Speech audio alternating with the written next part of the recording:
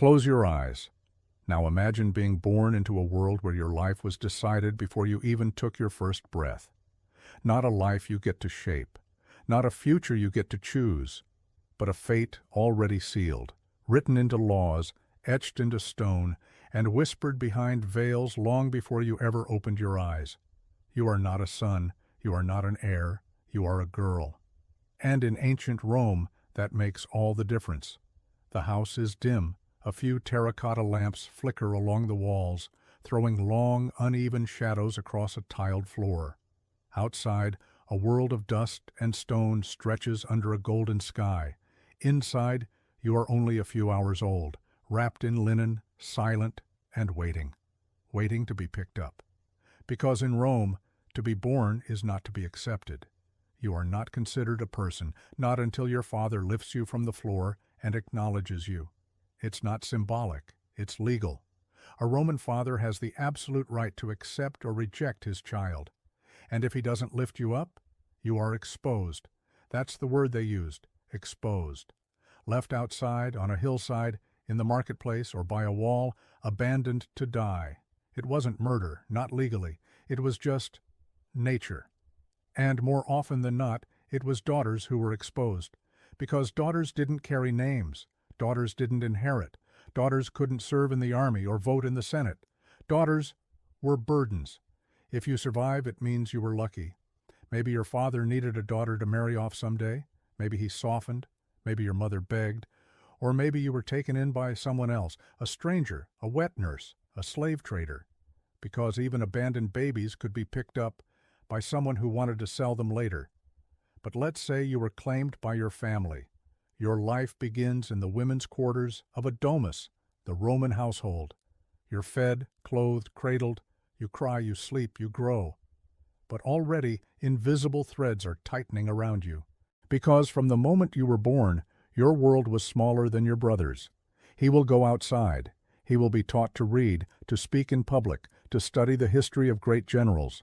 He will learn to command. You will learn to listen. By age 5, you may begin to understand this, the way your father talks to your brother, and not to you. The way your mother says your name only in whispers. The way your footsteps must stay quiet, your eyes lowered. You are a shadow in your own house. You are expected to be silent, obedient, invisible. By the time you are 7, you may already be working, fetching water, spinning wool, cleaning, listening to older women speak in half sentences about childbirth, marriage, cooking, and what happens when men are angry. There are no dolls, no school, no dreams, only duty. You are not being raised to become someone. You are being raised to belong to someone. Everything about your body, your hair, your posture, your clothing, is designed to signal one thing: modesty. You are taught that your value lies in restraint, in silence, in purity, that your greatest achievement will be to marry well, serve loyally, and fade quietly into old age, if you're lucky. And still, you may find moments, small ones, watching a bee land on a fig leaf, hearing a story about Juno, goddess of marriage, tasting honey for the first time, the scent of oil in your mother's hair as she holds you, briefly, when no one is looking. But those are moments. The rest is waiting. Waiting for your first blood, waiting to be betrothed, waiting to be given away like a parcel of land or a silver bowl, traded for alliance, wealth, or favor. Your name will change, your clothes will change, but you will remain the same thing, property. You belong to your father. This is not a metaphor. In Roman law, the paterfamilias, the eldest living male, held absolute authority over his household, over the slaves, the land, and the women. He could arrange your marriage. He could annul it. He could even order your death. He controlled the gods of your household. He owned the household spirits, and he owned you. If your mother displeased him, she could be cast out, and you would watch it happen. If your brother defied him, he might be whipped. If you did, the punishment would come quietly, and you would learn that pain comes without noise, because Roman girls do not scream. Outside, Rome is conquering the world. Legionaries march in perfect formation. Senators argue in the Curia. triumphs parade down the Via Sacra. But you will never see any of it. Your life will be spent inside, behind screens, behind curtains, behind reputation. You may walk to the market, but only with a servant. You may speak, but only softly. You may laugh, but never too loudly. And always you will be watched. The eyes of your father, the eyes of your husband, the eyes of the neighbors, the gossips, the slaves. Everything you do will reflect on the men around you. If you are modest, it is because your father raised you well. If you are foolish, it is his disgrace. If you are seen with the wrong man, you bring shame on your husband, your children, your house. Even your silence speaks for someone else. But perhaps the most haunting truth of all is that many Roman women accepted this, not because they didn't suffer, but because they didn't know there was anything else. The system was old, older than the Forum, older than the Republic, older than the gods even. And you? You were just one thread in the tapestry. You may be born to a patrician house and never know hunger. You may be the daughter of a freed woman or a peasant or a slave and toil from the moment you can walk. But in every corner of Rome, the pattern is the same. Boys rise, girls are held, sometimes gently, sometimes not. There are stories, of course, women who broke the mold, Scribonia, who advised emperors, Agrippina, who ruled from behind the throne, Vestal virgins cloaked in sacred silence. But they were rare and often punished for their reach, because Roman society had no place for loud women, no language for female power, no patience for rebellion in the shape of a girl. And so you learn to be clever without being noticed, to smile when it's safe, to cry only at night, to carry secrets the way men carry swords. You are 8 years old, you know how to grind grain, you can mend a tunic, you understand what it means to be pure, and you have heard, more than once, that you are lucky to have been kept, to have not been exposed, to have survived. And yet, you do not feel lucky. You feel like something caged, a bird without wings, a voice without sound, a future without doors. In time you may be told a story, one passed from woman to woman, of a girl who ran, who disguised herself as a boy, who made it to the sea, found a ship, and sailed far away from Rome. No one knows her name, but they say she lived. You hold the story like a secret, folded behind your ribs. You whisper it to yourself at night, when the oil lamp burns low. And in your dreams, you are the girl who runs, the girl who lives. But the dream ends at dawn, because you are 10 now. Your body is changing. The women have begun to speak of blood and cloth and husbands. You understand that your life is moving towards something, and that it cannot be stopped. By the age of 12, your marriage will be arranged, not by love or even conversation, but by contract. Your father will negotiate with another man. A dowry will be agreed, and you will be given, like a gift, with hands that do not tremble. You will be dressed in white. You will hold the hand of a man you barely know, and you will leave your childhood behind, just as you left your breathless infancy and your fragile hopes. Because in Rome you were never yours. From the first moment you belonged to someone else, and so now you sleep. You close your eyes beneath the heavy air of a Roman night. The oil lamp dims, the walls are still, the stars shift slowly over tiled rooftops, and deep in your chest that secret story stirs again. The girl who ran, the girl who lived, the girl who chose. You do not know her name, but tonight you remember her voice, and tomorrow you turn 12. Congratulations. You are 12 years old. You wake to the scent of olive oil on stone, the soft rustle of linen, and the distant murmurs of women outside your door. The sun hasn't risen yet, not fully, but the house is already stirring, and today is not just another day. Today you become a wife. You don't feel different. You still have the same hands, the same feet, the same dreams you don't speak aloud. But everything else has changed. You are 12, which means you are now of age, a woman by Roman law. You are old enough to marry, old enough to bear children, old enough to be handed from one man to another. The decision has already been made. long before this morning, your father arranged it with quiet words and sealed it with a handshake. The dowry, agreed. The man, chosen. The wedding, today.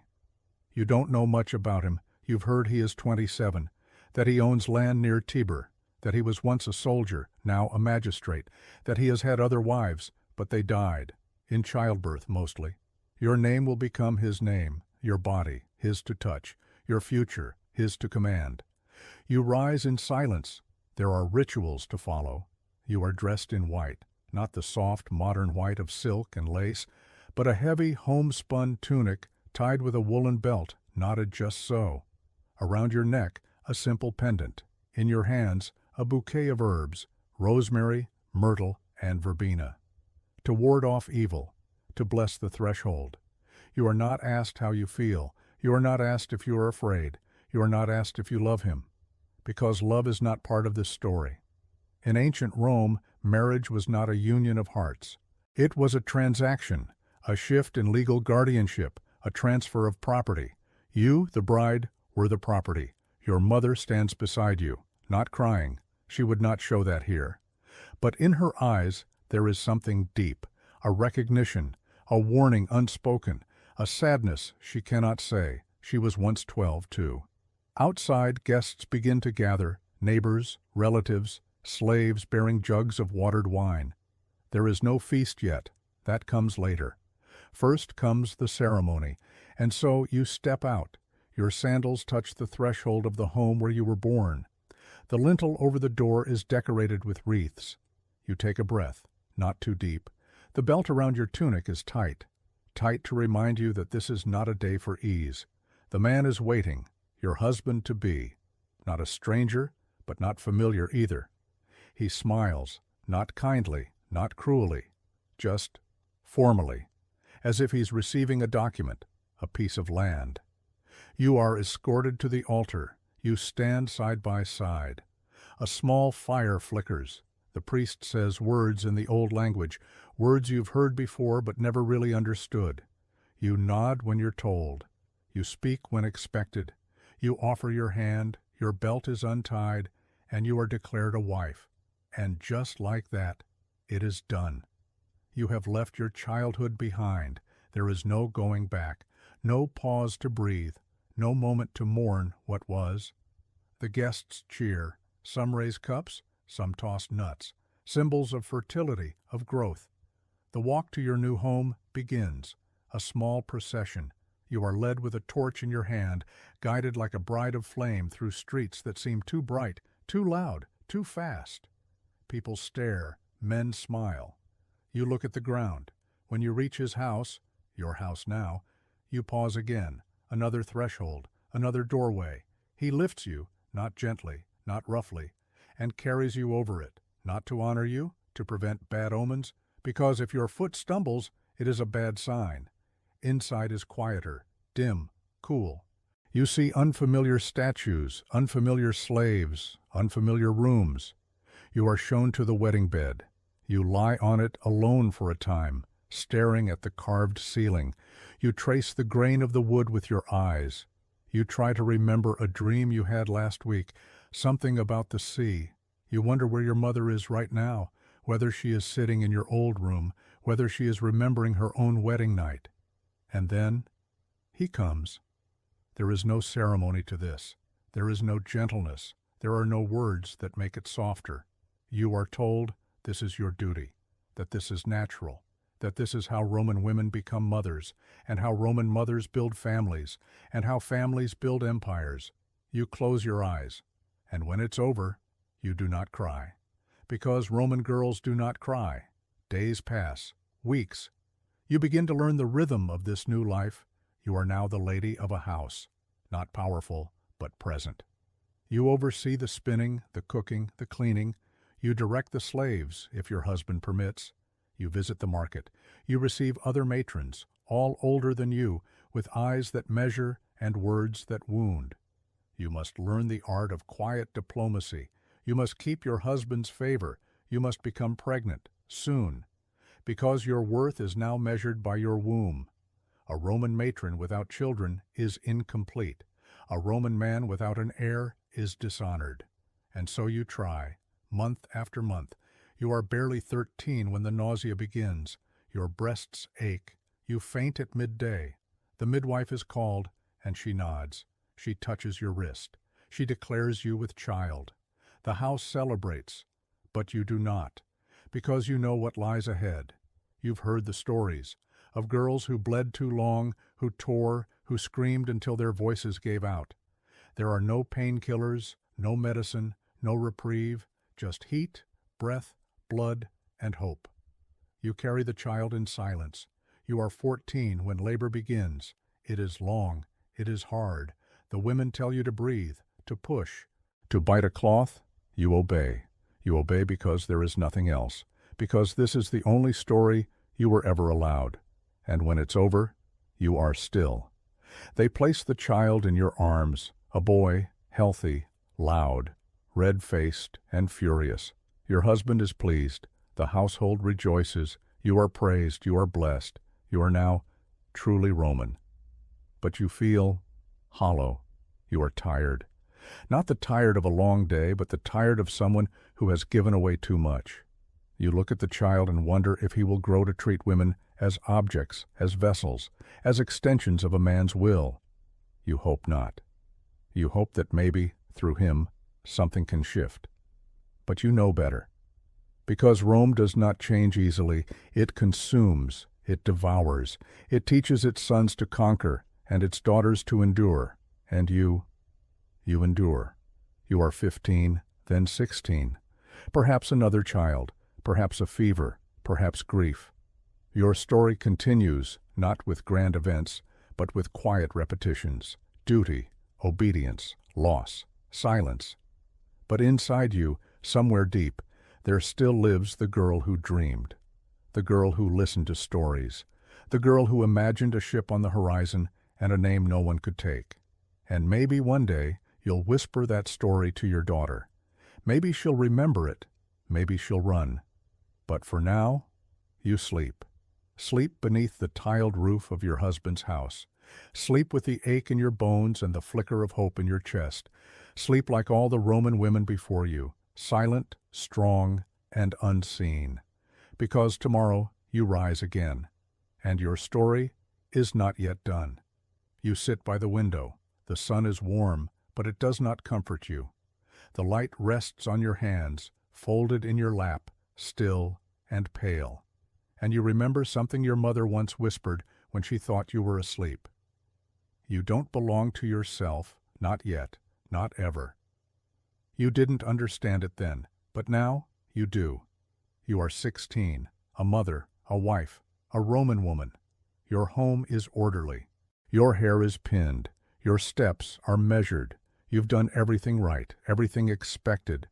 And yet, you feel like a ghost in your own skin, because nothing, not even your breath, is entirely yours. Your body is governed by laws written in stone, by customs older than memory, by a man's authority, first your father's, now your husband's. You are a vessel, a title, a shadow following behind. You cannot own property. You cannot vote. You cannot speak in court on your own behalf. You cannot walk freely without being watched. And should your husband die, you won't inherit him. You'll be handed to another man, perhaps your father again, or a brother, or even your own son once he comes of age. Because Roman law does not trust women with themselves. A woman alone is a danger to the household, to the family name, to the image of Rome. You are not unimportant, but you are not free. Even the word they use for you, matrona, means only this: you are respectable, you are obedient, you stay in your place. And so you do. You oversee the weaving, you prepare for festivals, you manage the slaves, cook the food, smooth the linens, raise the children. You speak when spoken to. You pray to the household gods for your husband's health and your son's future. You laugh when it is safe. You cry only behind closed doors. Your name is never written in public records. Your voice is never echoed in marble. You are not remembered in the books of laws or the speeches of senators. But you are everywhere, holding up a world that never acknowledges your weight. You hear the sounds of men beyond the walls. In the forum, in the markets, in the streets, their sandals clatter against stone, their voices echo in argument and triumph. They belong to themselves. Their anger is power, their ambition, destiny. And you? You are not even allowed to swear out loud, not because you are delicate, but because you are property, and property must be pristine. You are watched. By your husband's friends, your neighbors, the old woman at the fountain. Your movements are noted, compared, judged. A glance too long, a robe too sheer, a smile too wide. Any of it, all of it, can become scandal, and scandal is poison. It spreads fast, stains deep, and always lands on the woman, never the man. He can drink, he can wander, he can stray. You must remain spotless, or else be cast out.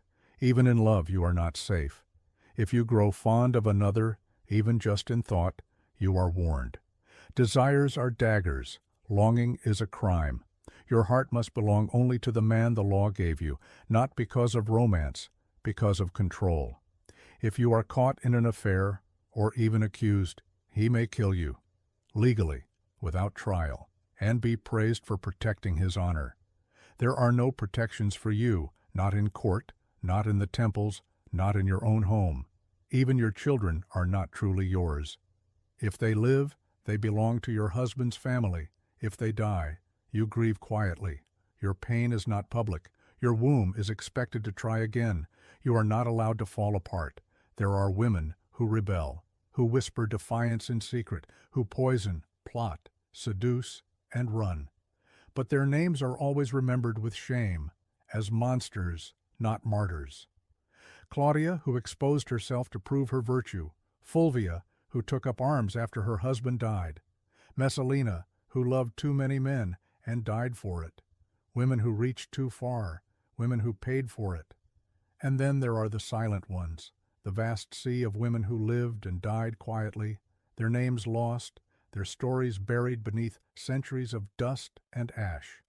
You wonder which you will be. You have stopped asking for more. You have started asking for peace, for the strength to smile, for a day without fear, for one breath, just one, that feels like yours. At night, when the house is still, you sit at the hearth and watch the flame. You press your palm to your chest and count your own heartbeat, soft, steady, real. This, at least, is yours, for now. You remember when you used to dream of escape. Now, you dream of quiet. You remember when you wanted to be seen. Now, you hope to be left alone. The fire crackles, the shadows stretch, the stars shift above the tiled roof, and your mother's words return. You don't belong to yourself, not yet, not ever. You think of your daughter, her little feet on cold tile, her questions always just under her breath, her eyes so much like yours once were, and you wonder, will she belong to herself? Will her story be different? Or will she too be handed away, taught to smile and told to be grateful? You rise, you lift the candle, you whisper a prayer to the household gods, not for protection, not for wealth, but for something smaller, something deeper, for remembrance. Let her remember that she is more than a role, more than a wife, more than a mother, more than a possession. Let her remember that even in a world that claims her, her soul is still her own, even if no one ever sees it. You close your eyes, and for a moment, you believe it. You wake up before the sun, not because you want to, but because you must. There are floors to sweep, water to carry, linens to fold, bread to prepare. You are 10, maybe 11, and already the shape of your future has formed. No books, no scrolls, no lessons from philosophers in marble halls. Because you are not a boy. Your brother leaves the house each morning with a wooden tablet tucked under his arm, laughing with his friends as they head toward the Grammaticus. He will learn Greek and Latin. He will recite Homer and Cicero. He will be taught to speak in courtrooms, debate in the forum, write letters that matter. And you? You are handed a spindle. This, your mother says, pressing the wool into your palms, is the most important skill you will ever learn. She isn't cruel. She isn't wrong. She is only repeating what she was taught. Spinning wool is not a hobby. It is your duty. It is the mark of a good Roman woman. The spinning woman is quiet, modest, useful. She makes the thread that clothes the family. She stays in the house. She keeps her hands busy and her eyes lowered.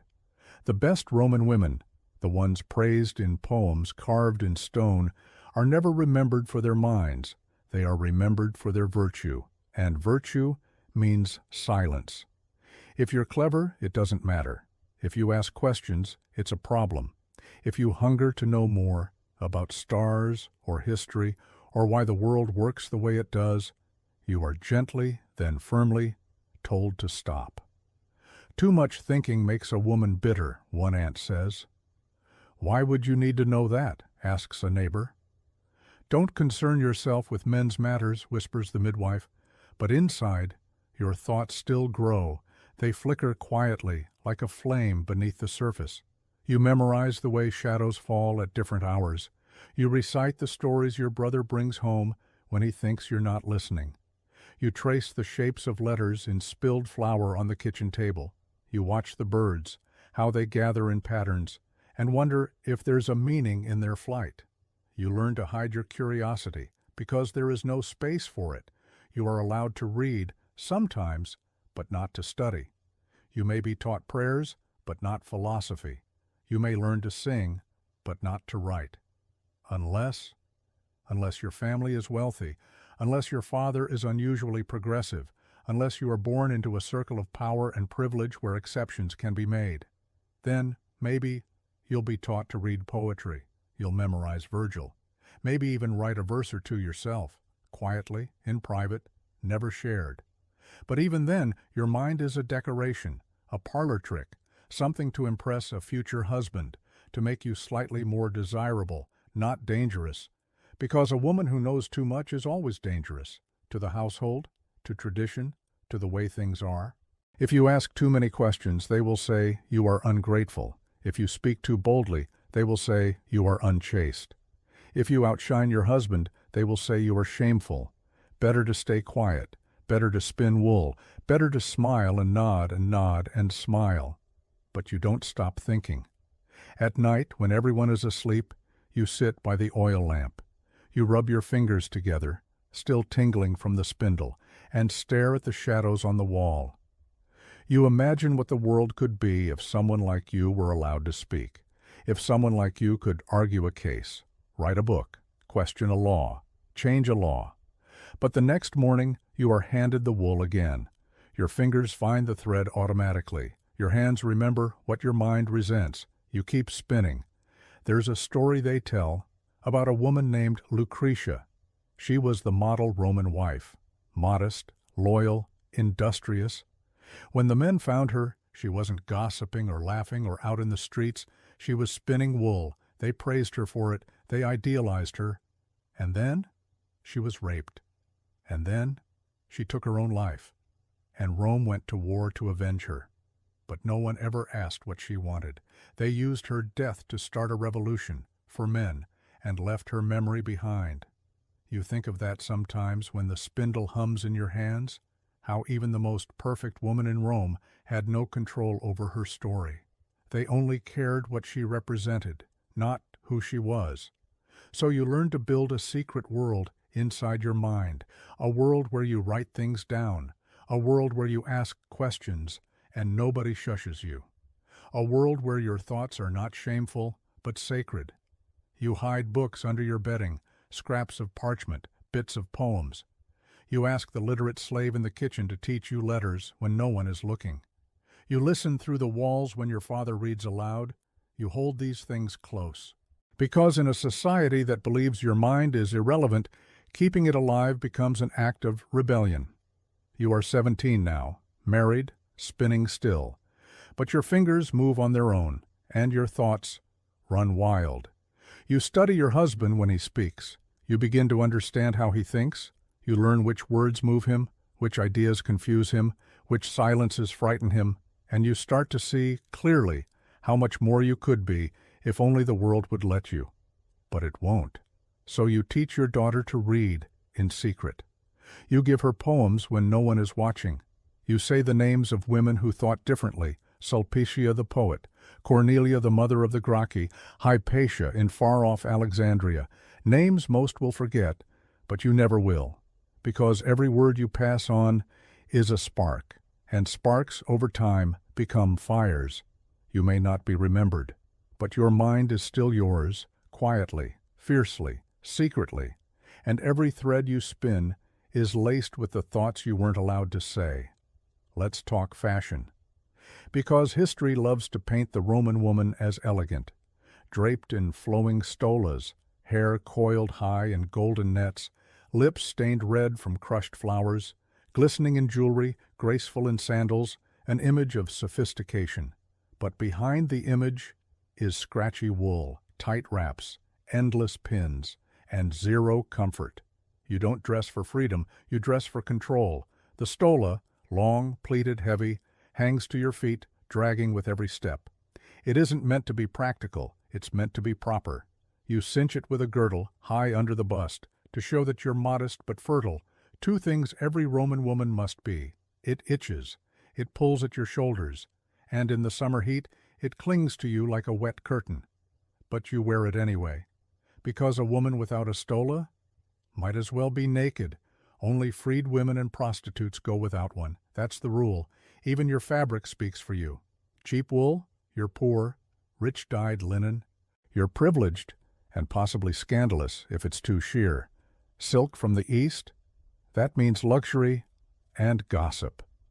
Men in the Senate argue over whether silk is corrupting Roman morals. No matter what you wear, someone is judging. You learn to walk without tripping over the hem. You learn to sit without wrinkling the folds. You learn to pin and repin your palla, the outer cloak, so it drapes just right over your head when you go out. Because your hair must not show, your arms must not show. Your shape must be visible, but not too visible. It's a delicate game. Too covered? You're uptight. Too uncovered? You're asking for trouble. And let's talk hair. It's never just hair. If you're wealthy, it's a daily performance. Maids with pins and combs, braiding and twisting, curling with heated irons. Elaborate towers of hair sculpted into status symbols. You sit still for hours, neck stiff, scalp aching. If you're poor, it's simpler, but no less watched. A single loose strand can spark rumors. And forget about cutting it. A woman who cuts her hair is a woman who's mourning or misbehaving. You're expected to shine, but not dazzle. To glow, but not draw attention. To be lovely, but never seductive.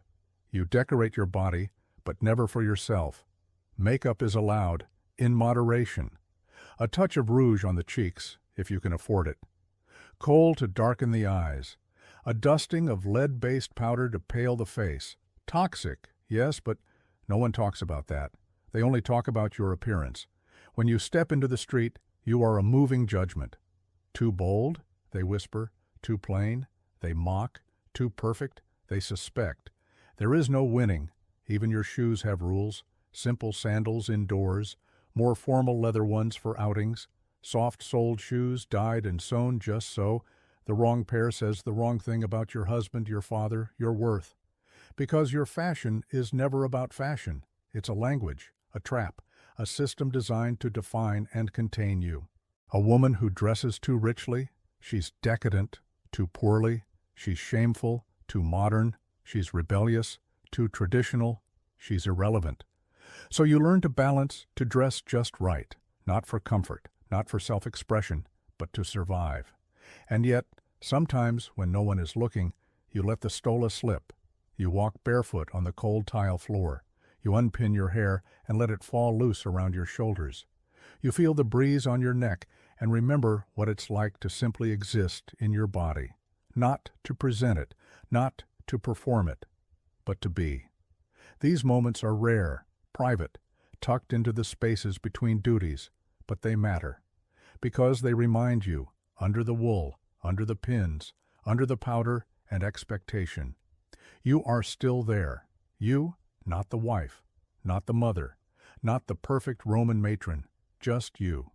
And even in a world that tells you your body is not yours, even in a world that wraps you in rules from head to toe, even in a world where beauty is a burden, you still find ways to breathe, feel like going out, Think again. Because for you, a Roman woman, walking out the front door is never just walking out the front door. It's a message, a risk, a performance, a calculation. You can't just say, "I'm going to the market," and head off with a coin purse and confidence. No, every step must be justified, every destination approved, every movement observed. You're expected to remain inside the home, inside the rules, inside the lines someone else drew for you. There's even a word for the ideal Roman woman, domum servavit. She kept to the house. A phrase written on tombstones as praise, a woman who didn't go out, who rarely showed her face, who spent her life behind doors, behind curtains, behind men. Because public space is men's space. The streets belong to senators, merchants, soldiers, slaves, but not women.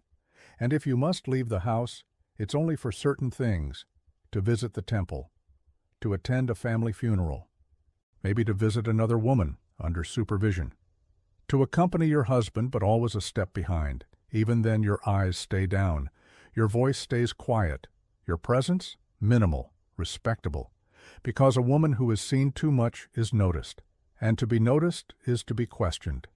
What is she doing here? Why is she alone? Why isn't she at home? So you start to weigh it every time. You want to feel the sun? Worth it? You want to run a quick errand? Is your palette perfectly arranged? Will someone gossip if they see you alone? Will your husband be embarrassed if someone mentions it? Every outing is a negotiation, and if you're poor, it's worse. Wealthy women at least have slaves to accompany them, guards to escort them, covered litters to hide inside. But you walk.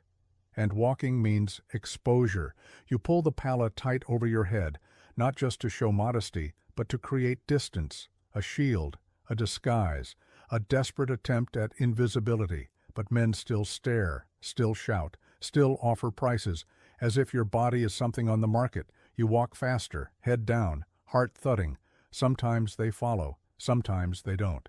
Either way, it stays with you. And when you return home, flushed and rattled, no one asks what happened. They only ask why you were out so long. So after a while, you stop going out unless you must. You tell yourself you prefer the quiet of home. You convince yourself the streets are too loud, too busy, too dangerous. But deep down, you remember what it felt like the first time you saw the Forum, the statues, the arches, the voices booming like thunder between stone walls. It felt alive. It felt like something you wanted to be part of. And you weren't allowed. You were there to observe, not participate, to walk beside power, never in it, to watch history unfold, and then go home and spin wool.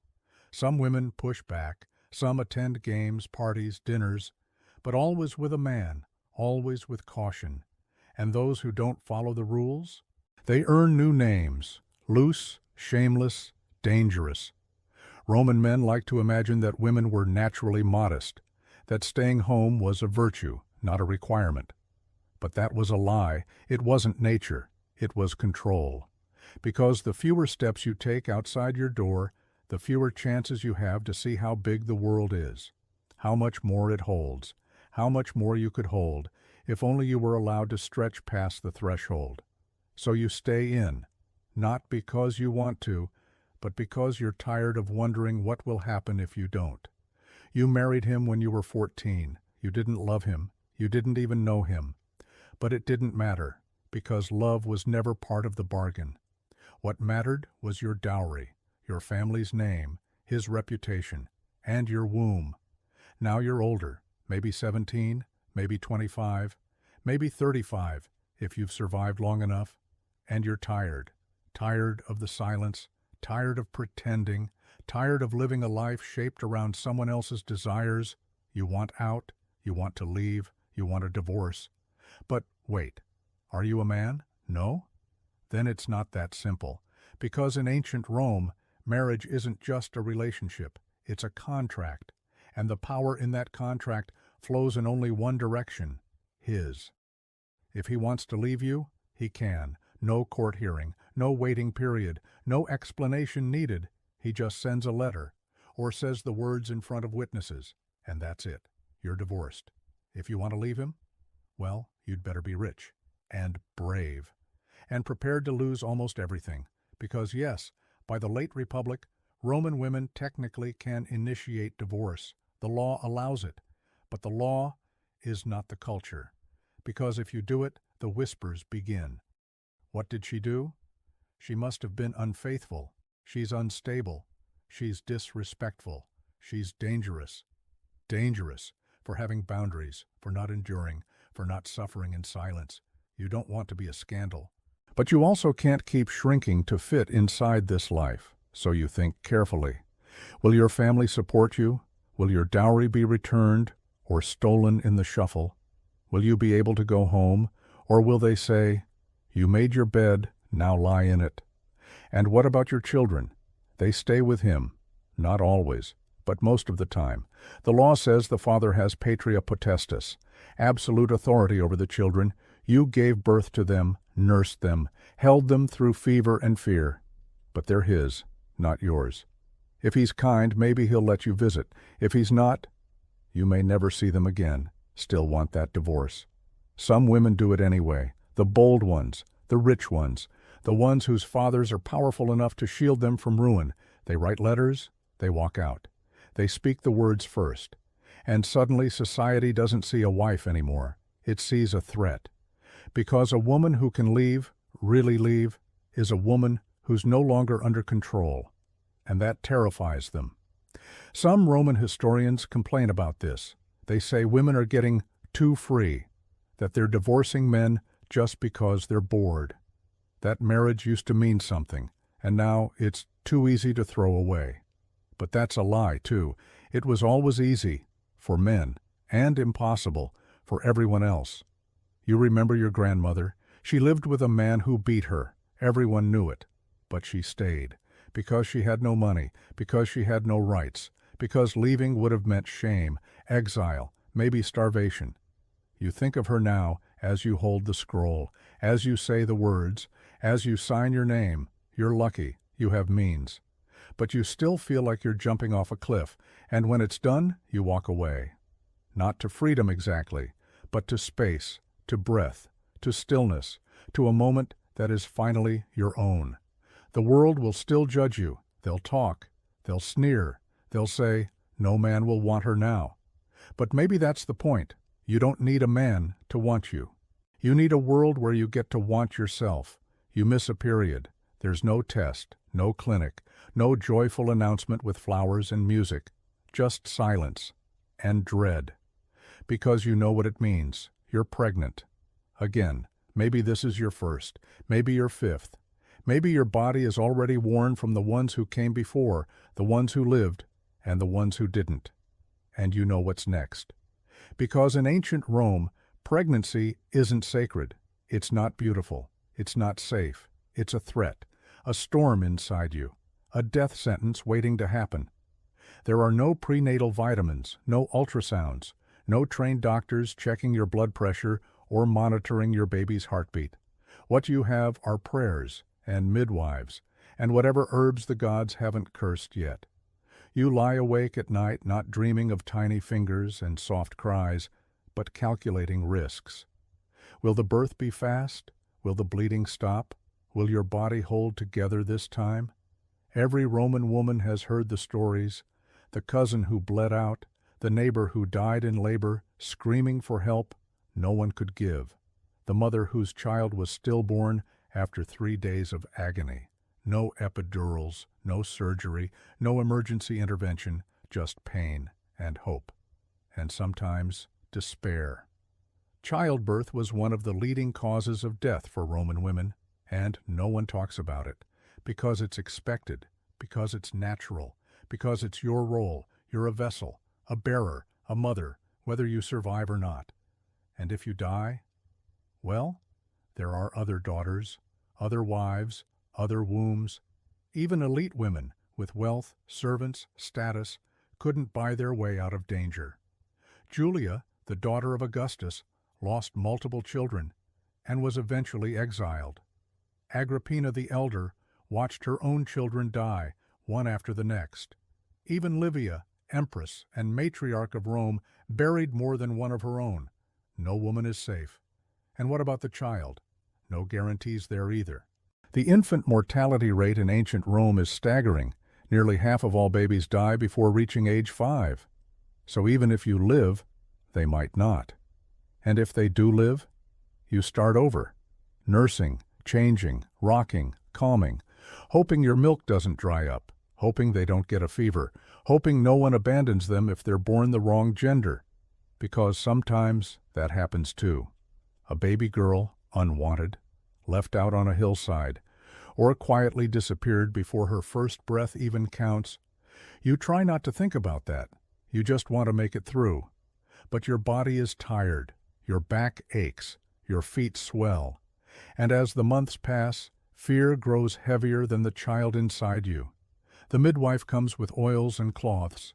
The neighbors come with advice. The gods come with silence. And when the moment arrives, the pain is like fire, like splitting. You scream, you pray, you bite down on leather, you bleed. And if you're lucky, if the stars align, if your body doesn't betray you, you survive. You hold your child, or not. Maybe they're gone. Maybe you both are. If you survive, they call you strong. If you don't, they call it fate. Either way, it's a story that ends the same. A woman risks everything to bring life into a world that does not value hers. Because in ancient Rome, motherhood isn't just hard, it's lethal. You live in the heart of the empire. You walk its streets, speak its language, pray to its gods. But you're not really Roman, not in the way that counts. Because Roman men, they get titles, power, status. They are citizens, senators, soldiers, patres familias. They shape the law, write history, build monuments in their own names. You are none of those things. You are not allowed to vote. You cannot hold office. You will never stand in the forum and sway the crowd with your voice. Your name never goes on a ballot, or a bronze plaque, or a battlefield. You're not a citizen, not really. You're not a soldier, not ever. But Rome still needs you. Not your thoughts, not your will, just your image. Because you are a symbol. You are pudicitia, chastity. You are fides, loyalty. You are the dutiful daughter, the obedient wife, the mourning mother. They build statues in your likeness, not to honor your life, but to enforce your silence. Marble women with covered heads and downcast eyes, modest robes, closed lips, folded hands, unmoving, unyielding, unquestioning. They say you are the soul of the republic, the virtue of the empire, the foundation of the family, but only as long as you stay in place. Because symbols don't speak, symbols don't argue, symbols don't want. The moment you step outside the script, the moment you raise your voice or demand a right or question your husband's authority, you stop being a symbol, you become a problem. And Rome has always known what to do with problems. They erase them, rewrite them, punish them. Look at Lucretia, held up as the perfect Roman woman, chaste, noble, honorable.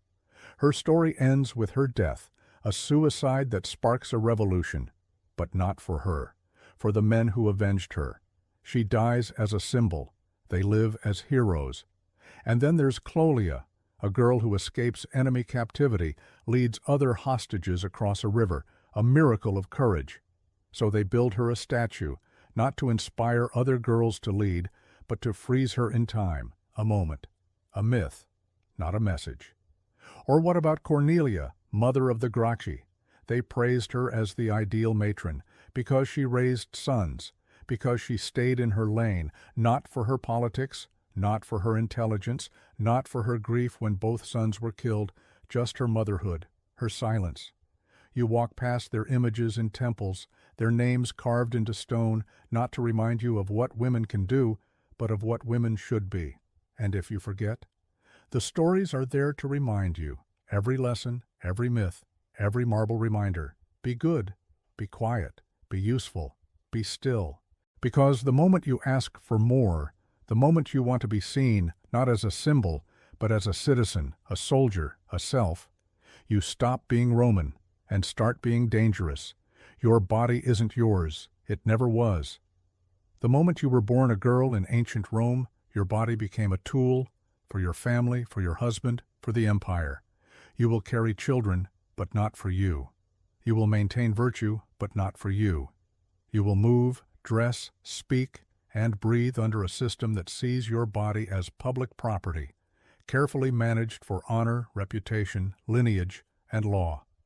It starts early. You learn to cover yourself, not out of comfort, but out of obligation. Your arms, your hair, your skin, always hidden. Because showing too much isn't just shameful, it's dangerous, not for you, for your father's name, for your husband's pride, for your family's future. Your virginity is not just yours, it is an asset, a status symbol, a guarantee of political alliance and bloodline purity. Lose it, by force or by choice. And you don't just lose your innocence, you lose your value. And when you're married, your body becomes a vessel, not just for children, but for legitimate heirs, sons with names that matter, bloodlines that must be pure, families that must continue. Your body becomes a pipeline for empire. And if you're an elite woman, that pressure only deepens. You may be forced to marry a man twice your age because it benefits your father's career, because it strengthens your clan's alliance, because it pleases the emperor. You will not be asked what you want.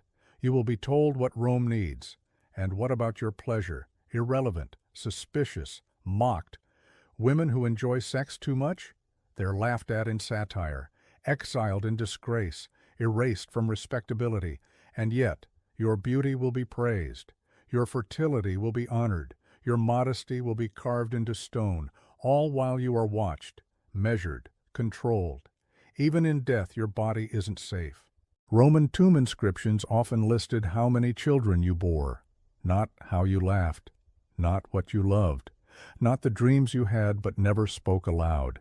Even the gods have claims on your body. If you're a Vestal virgin, sworn to purity for 30 years, your body becomes sacred. But slip up once, and it's buried alive, not punished for sin, punished for power. Because a woman with autonomy is always a threat, even to the divine. And if you're enslaved, then your body is simply a product, owned, sold, used. No law protects it, no name shields it. Rome celebrates conquest, and what is a woman's body, if not another thing to conquer? So you stop asking whose body it is. Because the answer is clear. It's your father's when you're a girl, your husband's when you're a wife, your owner's if you're a slave, and always, in the end, Rome's. You belong to the empire, not as a citizen, not as a soldier, but as a symbol, a womb, a warning. You carry Rome in your belly, you bear its heirs, you guard its legacy with your silence and your sacrifice.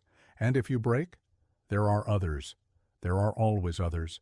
You have thoughts, you have questions, you have something to say, but not here, not out loud, not where anyone can hear you. Because in ancient Rome, a woman's voice is a dangerous thing, too loud, and you're rude, too passionate, and you're unstable, too political, and you're corrupt. You speak in private, if at all, in corners, in kitchens, in gardens behind high walls, never in the Senate, never in court, never in front of a crowd, because women don't make speeches, they don't write laws, they don't argue cases or command armies with words, even when they have something worth saying. You were taught that silence is virtue, that modesty means restraint, that a good woman knows when to hold her tongue, which, conveniently, is always. You remember your mother's warnings. Don't interrupt. Speak only when spoken to. Let the men finish. And so you do. Even when what they say is wrong, even when they talk about you like you're not in the room, even when their words rewrite your life, and you know, the truth is different. Still, you stay quiet, because the moment you speak, the world listens differently. They don't hear reason, they hear rebellion. They don't hear intelligence, they hear insolence. They don't hear your voice, they hear a threat. There are exceptions, of course. We hear whispers of women who spoke boldly. Cornelia, the mother of the Gracchi, praised for her eloquence, her wisdom. But even she had to wrap her words in motherhood, in grief, in duty. Or Hortensia, who stood before the Roman authorities and protested attacks on wealthy women. They listened to her once, but only because too many husbands were dead and someone had to speak. She was brave, but not welcomed. She was right, but not rewarded. Even imperial women, wives of emperors, were expected to advise in secret, influence behind closed doors, and keep their public faces calm and agreeable. Speak too forcefully, and they'd say you were meddling. Speak too often, and you became a schemer. Speak with too much truth, and you vanished.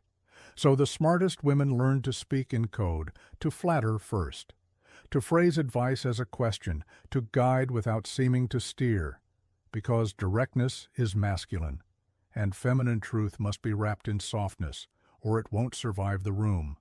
Sometimes you want to scream, to stand up in the forum, to tell your story, to correct the record, to say, I was there, I saw it, I mattered.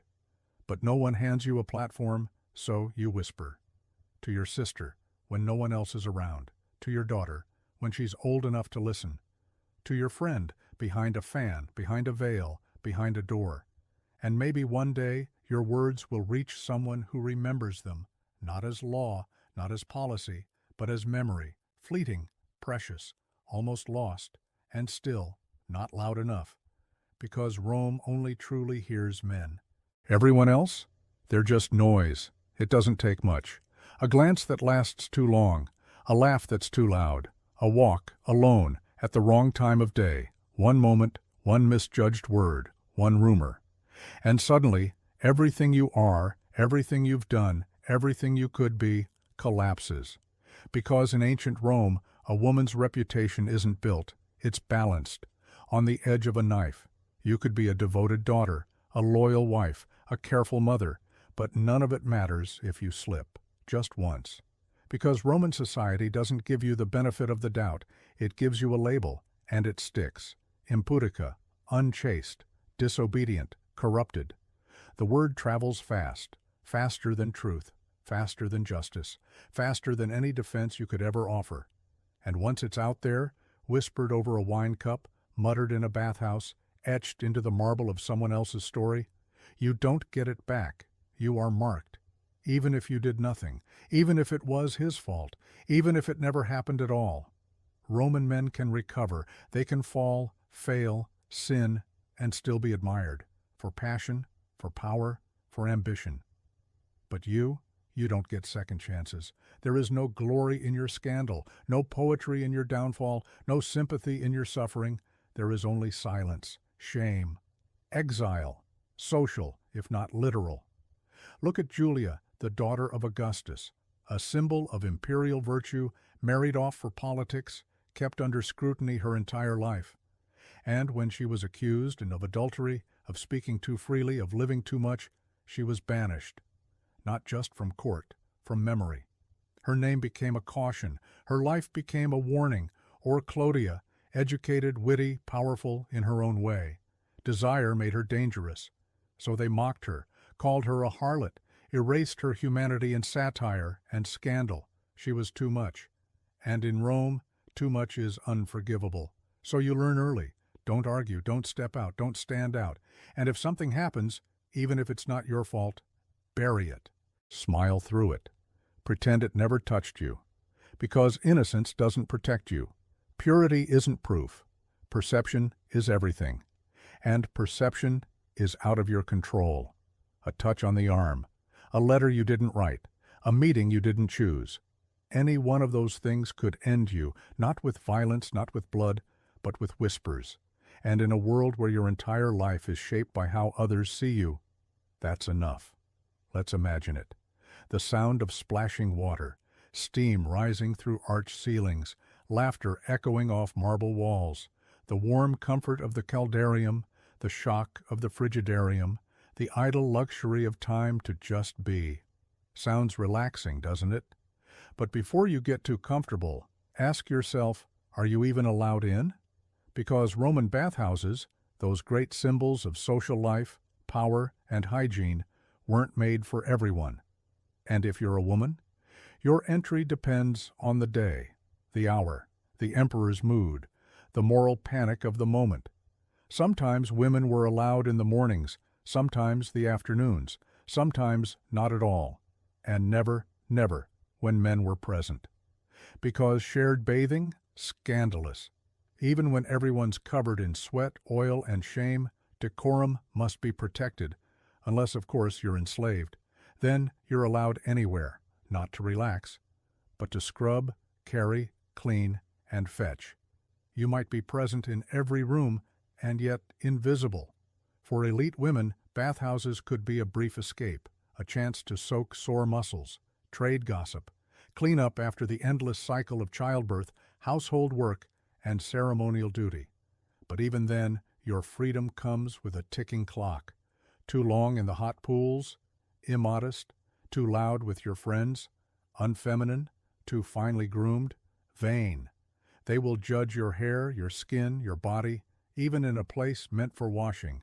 Your presence is tolerated, never celebrated. And let's not forget, these spaces are political. Men make deals in the baths. They debate, they argue, they bribe, they recruit. Empires turn on whispered conversations over olive oil and sweat. You are never in those conversations. You don't get a seat on the benches of power. You get a bucket of cold water and a side glance. Even architecture reminds you you're second.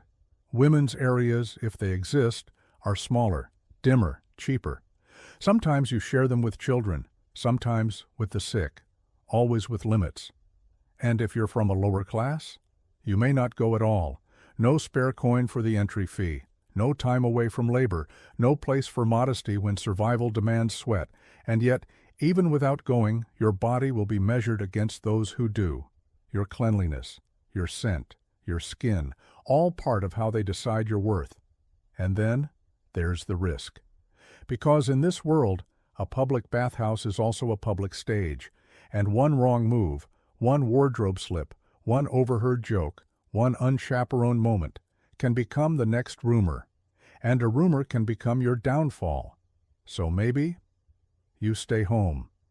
Maybe the bathhouse becomes just another place that's not really yours, a space you move through carefully, cautiously, always aware of the eyes watching, judging, remembering. So while men soak in marble and plot their futures, you rinse quickly, dry quietly, and leave no trace, because even rest is rationed, even water is political, even your leisure isn't yours. Powerful Roman women are rare, but not because they didn't exist. It's because history chose to remember them in a certain way, not as leaders, but as villains, not as visionaries, but as vipers, not as women, but as warnings. Let's meet a few. Livia Drusilla, wife of Augustus, the first empress of Rome, poised, calculated, brilliant. She advised the first emperor, supported him through decades of rule, outlived her enemies, survived court intrigue, and what did she get in return? Accusations, whispers, a legacy shaped by gossip. They said she poisoned rivals, murdered stepchildren, pulled the strings behind a marble mask.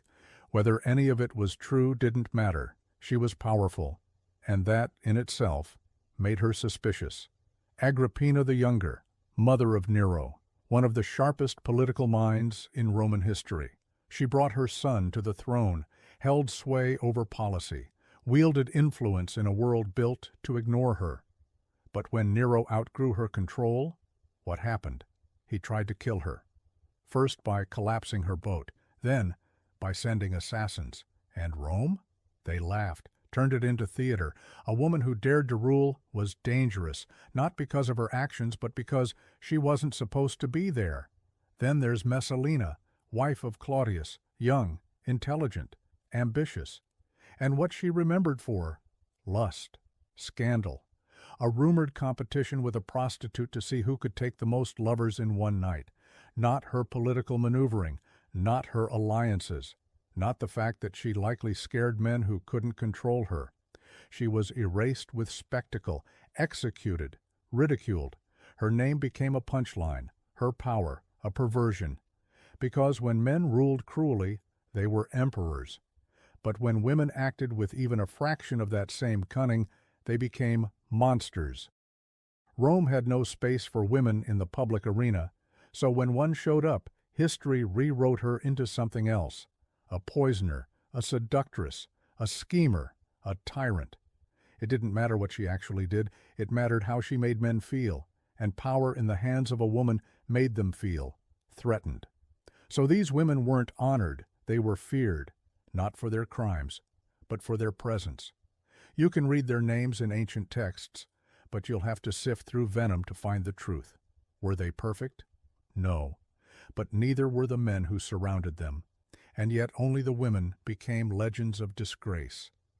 Because Rome had one story for women: be modest, be silent, be obedient, and if you dare to be more than that, you'd better be ready to die for it. And even then, you'll still be called a monster. You lived quietly, you followed the rules, you raised your children, served your husband, ran your household, you endured pain without complaint, you kept your head down, you sacrificed, again and again, and now you're dead. Will Rome remember you? That depends, not on what you did, but on who survives you and what they decide you were worth, because remembrance in Rome isn't guaranteed, not for women, not unless someone powerful, usually male, decides you deserve to last. Maybe your son becomes a senator or a general, or if fortune really bends in your direction, an emperor. Then maybe, he honors you, he builds a statue, he dedicates a shrine, he speaks your name in marble and bronze. Cornelia, mother of the Gracchi. Livia, wife of Augustus. Julia Domna, mother of the empire. But without them, you fade. No records, no epic poems, no golden tombs with your story etched in stone. At best, you're a line in someone else's biography. At worst, you vanish completely. Even on gravestones, your legacy is borrowed. Wife of, daughter of, mother of, always in relation, rarely in identity. Even your virtues are assigned, like a checklist: pudicitia, chastity, fides, loyalty, obsequium, obedience, as if your whole life could be boiled down to how well you behaved, not who you were. You don't get myths, you don't get legends, you don't get to be the hero of the story, unless a man puts you there, and if no one does, you're dust. Your laughter forgotten, your labor erased, your pain unspoken. Rome built monuments to itself, to emperors, generals, conquerors. But you were a cornerstone buried beneath them, holding up the weight of a civilization with no inscription. So when we walk through museums now and we see a statue of a nameless woman draped in idealized grace, know this: it might not even be her. Sculptors reused bodies, swapped heads, recycled marble. Even in death, even in stone, your story could be rewritten. Want to be remembered? Better hope your son outlives you. Better hope he has the money. Better hope he cares. Because your memory was never really yours. It belonged to Rome, and Rome only remembered what it chose to see. Yes, it was worse to be a slave in ancient Rome, worse by miles, worse in ways that tear at the edge of imagination. No rights, no protection, no freedom. You were property, owned, sold, used. But what if you were both, a woman and a slave?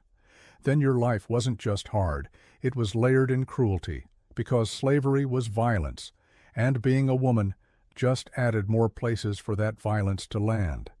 As a slave, your body belonged to someone else.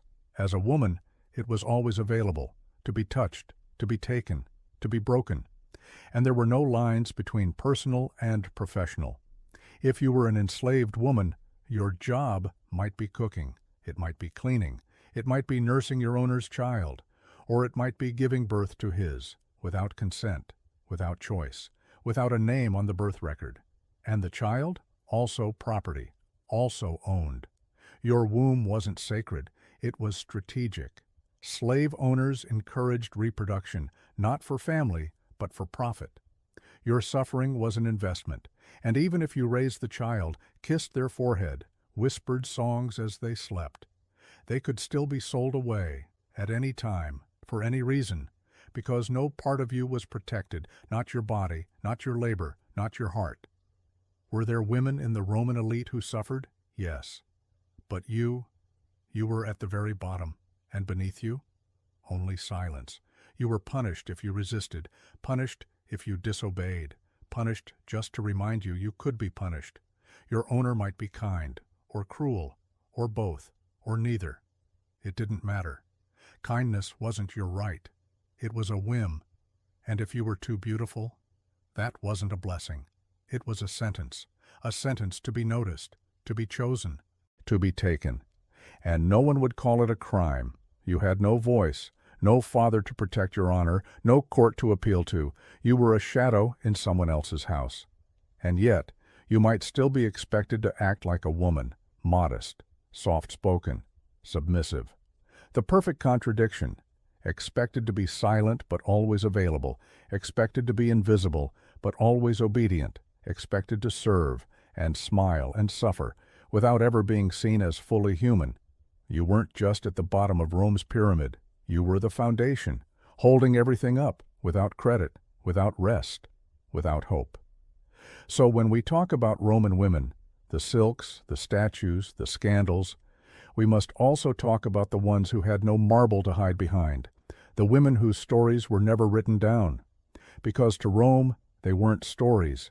They were tools, things, and things don't get remembered. Not unless we choose to remember them. You grow up learning that the gods see everything. Your offerings matter. Your prayers shape fate. You are small, but if you serve well, the gods will listen.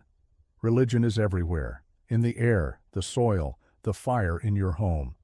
It's in the blessings whispered at birth, the sacrifices at weddings, the rituals after death. And as a woman, you are the guardian of those rituals. You tend the household gods. You keep the flame alive. You perform the rites no man would bother with. You don't go to war, but you keep the spirits of the ancestors fed. You don't run for office, but you hold the gods' attention. That should mean power, right? Not quite, because your piety is only praised when it's quiet, predictable, comfortable. Start asking questions. Start practicing something foreign. Suddenly, you're not a holy woman, you're a problem. Take the Vestal Virgins, 6 women chosen before puberty, sworn to 30 years of chastity. Their job? Keep Rome's sacred flame burning. If the fire went out, Rome panicked. If a Vestal broke her vow, buried alive. Not metaphorically, literally. They gave you honor, statues, a front row seat at gladiator games. As long as you stayed silent, perfect, pure, if you faltered, you died. Your religion was sacred, but also a performance, and the audience was always watching. Now imagine believing in something outside Roman tradition. Maybe your family worships Egyptian deities. Maybe you pray to Isis. Maybe you attend secret rites, light candles, speak chants in the night. You find peace there, hope, a sense of control. And Rome? Rome sees danger. Because foreign cults, especially ones that gave women leadership roles, made the state nervous. Too much independence, too many secrets, too much emotion. So they cracked down, banned ceremonies, raided temples, branded priestesses as witches, or worse, traitors. Even the early Christians, many of whom were women, faced suspicion. They met in private, whispered about resurrection, refused to worship the emperor, which meant, to Rome, they weren't just wrong, they were dangerous. Women caught spreading the faith, tortured, exiled, executed, because Rome wasn't afraid of your belief. Rome was afraid of your influence. They wanted your loyalty to the gods, as long as the gods answered to Rome. Your prayers were fine if they didn't question power. Your rituals were fine if they didn't cross borders. Your soul was yours, until the state decided it wasn't. So yes, your religion was sacred, but only when it served them. If it made you stronger, more vocal, more equal, that wasn't piety anymore. That was rebellion. You think your life is your own, that your decisions belong to you, that your body is yours to manage, that your mistakes, if you make any, will only haunt you. But in ancient Rome, you're not just a person, you're a symbol. Your modesty reflects your husband's honor. Your fidelity shapes your family's reputation. Your silence, your obedience, your every glance, they echo through rooms filled with senators, soldiers, and spies. If you fall, you don't fall alone. You drag your entire household, maybe even a dynasty, down with you. Let's say someone accuses you of adultery. Maybe it's true, maybe it's not. Doesn't matter. Now your husband? He's weak. He couldn't control you. Your sons. They carry your shame in their blood. Your name? It stains everything it touches. Look at Julia the Elder, daughter of Augustus, married off for politics 3 times, bore 5 children, played the part of imperial woman. Then whispers began. She drank too much, spoke too freely, loved too many. Whether it was rebellion, survival, or just desperation, she crossed an invisible line. Her punishment? Exile, erasure, abandonment by her father, the emperor himself. She became a living scandal. And the dynasty she came from, the Julian line, began to crack under the weight of it. Then there's Messalina, again.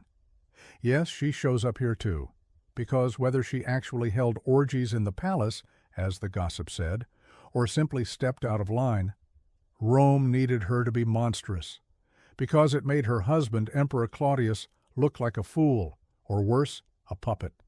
Her death wasn't just punishment, it was damage control, and her story, it became legend, not of power, but of warning. Because when a woman slipped, stumbled, or simply chose something Rome didn't approve of, it became a crisis. Not because women were powerful, but because they were symbols of what power needed to look like. Modest wives, silent daughters, chaste mothers. And the moment you broke that image, you weren't a person anymore. You were a threat to reputation, to order, to legacy. Even centuries later, historians would write you into caricature, poisonous, promiscuous, petty. You'd be remembered, but not for who you were, for what your downfall did to the men around you. Because in Rome, one woman's scandal didn't just destroy her, it could dismantle a throne, rattle a senate, rewrite a dynasty. And the truth? The truth never mattered as much as the story. You've done everything right. You've played your part. You've endured your body being ruled like it was never yours. You've survived childbirth, maybe more than once. You've obeyed, adapted, sacrificed. Your husband's gone to war.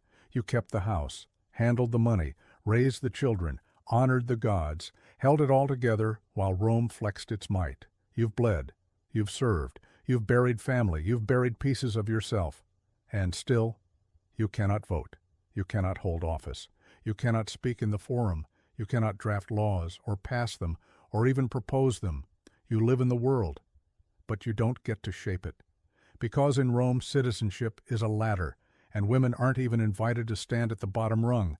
You're a citizen in name only, no toga, no ballot, no speech in the Senate. You are invisible in the machinery of the Republic, and later, the Empire. You can influence quietly, through sons, through husbands, through whispers in private rooms, but never directly. You can raise the future leaders of Rome, but you can't choose them. You can pray for Rome's prosperity, but you can't vote on its policies. You can die for Rome in childbirth, but not fight for it on the battlefield. You are everywhere in Roman life, except where it counts. And even when you are rich, educated, connected, you're still not counted. Rome didn't see that as injustice. Rome saw it as order. Men were for public life. Women, private, the home, the hearth, the children.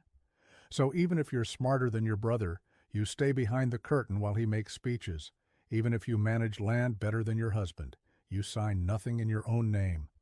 Even if you're the true engine of your household, Rome pretends you're a passenger. Because the law says your presence is sacred, but your opinion, irrelevant. You are ruled by laws you didn't help create, bound by customs you didn't agree to, trapped in a system that honors your virtue, but never your voice. You've lived, you've suffered, you've obeyed. And when Rome burns or expands or rewrites itself, no one asks what you think. Because in the grand halls of power, the world you kept alive with your hands and your blood, there was never a seat with your name on it. Not then, not for a very long time. The laws were against you. The gods were silent. The system was rigid and written without you in mind. But you were still there, and you survived. You knew the rules were never made for you, so you bent them when no one was looking. You spoke in whispers. You wrote in coded poetry. You prayed to the gods who listened, or pretended to. You found freedom in spaces Rome forgot to guard, maybe in a private garden, maybe in the rhythm of weaving, a pattern only you could read, maybe in your daughter's laugh. You weren't allowed to vote, but you shaped minds. You weren't allowed to fight, but you endured pain that would break any soldier. You weren't allowed to rule, but you pulled strings behind the scenes with the precision of any emperor. You passed knowledge in lullabies. You passed resistance in quiet choices. You passed legacy in every life you touched, even when history refused to write your name. There were women who died in silence, and women who died in rebellion. Some were turned into monsters by men with pens. Some were erased entirely.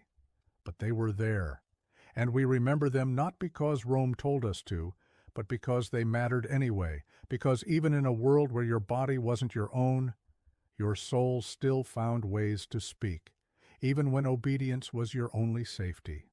Somewhere inside, a question still stirred, even when your worth was measured in dowries, sons, and silk. You knew you were more. And yes, there was pain. There was loss. There was erasure so deep even the bones forgot their names. But there was also survival, that quiet, stubborn kind. The kind that looks like stitching torn fabric over and over, the kind that sounds like lullabies, and breath, and ritual, the kind that lasts. And now, here you are, centuries later, hearing her story, hearing your story, not carved in marble, not spoken by senators, not glorified in textbooks, but whispered through time, one woman to another, one breath to the next, a legacy not of conquest, but of endurance. And that's what Rome couldn't control.